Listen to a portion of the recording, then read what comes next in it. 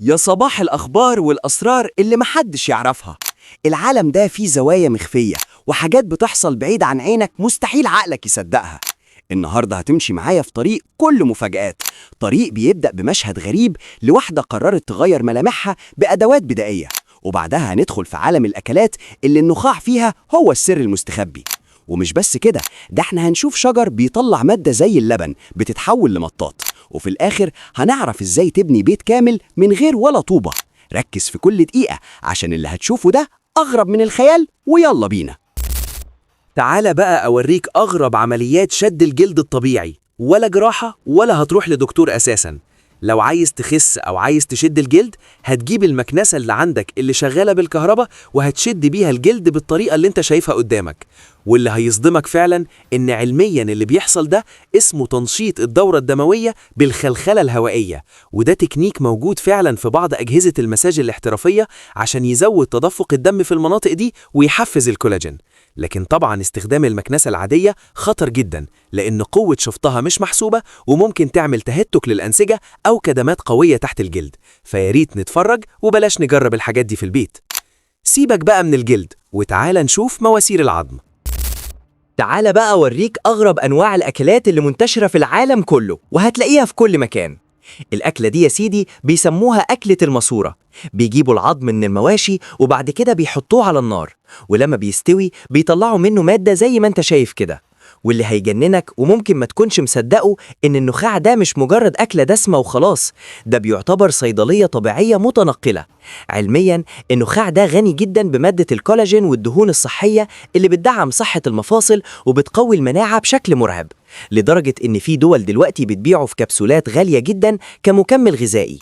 انسى بقى المواسير خالص وتعالى شوف بيعملوا الزبادي ازاي في الهند.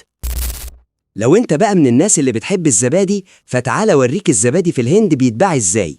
ولا علب ولا مصانع، ده بيتعمل يدوي او بلدي، والناس بتبيعه في السوق.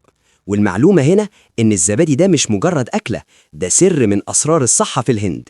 علمياً الزبادي اللي بيتعمل في أواني فخار وبالطريقة اليدوية دي بيكون غني جداً بأنواع من البكتيريا النافعة اللي بتدمر بكتيريا المعدة الضارة وبتحسن الهضم بشكل مذهل. والمفاجأة بقى إن الفخار بيمتص المية الزيادة وبيخلي الزبادي مركز جداً ومحتفظ بكل فيتاميناته من غير أي مواد حافظة. سيبك بقى من الزبادي الهندي وتعالى بقى نشوف أغرب لبن في العالم. تعال بقى أوريك أغرب أنواع الألبان اللي موجودة في العالم، ولو أنت شفتها هتفتكر إن هي جبنة أو نوع من أنواع الزبادي، ولكن في الحقيقة اللي قدامك ده يعتبر المطاط الطبيعي واللي بيستخرجوه من أنواع الشجر. واللي هيدهشك فعلا إن السائل اللي أنت شايفه ده اسمه اللاتكس، وهو ده المادة الخام اللي بنصنع منها كاوتش العربيات والمراتب. الشجر ده بيعتبر كنز، لأن السائل ده أول ما بيتعرض للهواء بيتحول لمطاط مرن وقوي جدا. والمفاجأة بقى إن عملية الحلب دي مش بتموت الشجرة، دي بتخليها تجدد نفسها باستمرار لسنين طويلة. سيبك بقى من الشجر والمطاط وتعالى شوف أغرب بيت. تعال بقى أوريك فكرة غريبة هتقدر تبني بيها بيتك من غير طوب ولا أسمنت. أيوة يا سيدي، الفكرة دي بيعملوها في دول كتير جدا. بيجيبوا شكاير ويعبوها رملة وبعد كده بتترص بالطريقة اللي انت شايفها قدامك. واللي هيصدمك بجد إن البيوت دي أقوى من الخرسانة في مواجهة الزلازل والحرائق. الرمل المضغوط جوه الشكاير بيمتص الصدمات بذكاء وبيخلي البيت دافي في الشتاء وساقع في الصيف من غير تكييف. والمفاجأة إن وكالة ناسا هي اللي طورت الفكرة دي أصلاً عشان تبني بيها مستعمرات على القمر باستخدام رمل الفضاء. سيبك بقى من البيوت وتعالى شوف أغرب فواكه استوائية. تعال بقى أوريك أغرب أنواع الفواكه اللي موجودة في الغابات، واللي بيقولك إن ليها فوايد كتير جداً. الفواكه اللي قدامك دي بتكون موجودة في الهند وكمان في أفريقيا، وبيسموها بالفواكه الاستوائية. واللي هيدهشك فعلاً إن السر ورا الأشكال الغريبة دي هو المناخ الاستوائية. الغابات دي بتجمع بين حرارة عالية جدا ورطوبة طول السنة، وده بيخلي الأشجار تطلع ثمار بتركيز فيتامينات ومضادات أكسدة أضعاف الفواكه العادية.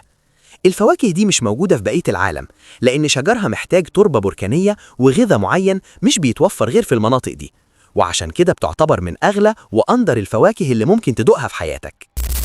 وبس كده يا سيدي، وصلنا لنهاية الحلقة. لو عجبك اللي شفته النهاردة ما تنساش تقولي في التعليقات إيه أكتر حاجة صدمتك، واعمل لايك وشير للفيديو عشان يوصل لغيرك. واستناني الحلقة الجاية مع مغامرة جديدة وأسرار أغرب من الخيال، وأشوفكم الفيديو الجاي على خير. سلام.